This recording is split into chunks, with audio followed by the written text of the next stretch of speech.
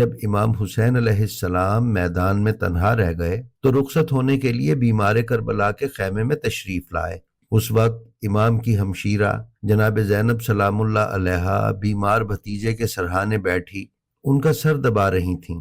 امام زین العابدین علیہ السلام کا بیان ہے کہ جب انہیں ہوش میں لایا گیا تو وہ اپنے والد گرامی کو پہلی نظر میں نہ پہچان سکے، کیونکہ زخموں کی کثرت اور غموں کی شدت نے آپ کے وجود اطہر اور سراپے میں بڑی تبدیلی پیدا کر دی تھی۔ بوڑھے باپ کو اس عالم میں دیکھ کر جوان بیٹے پر جو کچھ گزر گئی ہوگی اس کا صرف تصور کیا جا سکتا ہے، اسے بیان نہیں کیا جا سکتا۔ بیٹے نے باپ کی تعظیم کو اٹھنا چاہا مگر اٹھ نہ سکا۔ حضرت زینب سلام اللہ علیہا نے بمشکل سہارا دے کر بٹھایا۔ امام نے جب کیفیت مزاج پوچھی تو فرما بردار فرزند نے سر جھکا کر خدا کا شکر ادا کیا اور اپنے چچا عباس بن علی کا حال پوچھا۔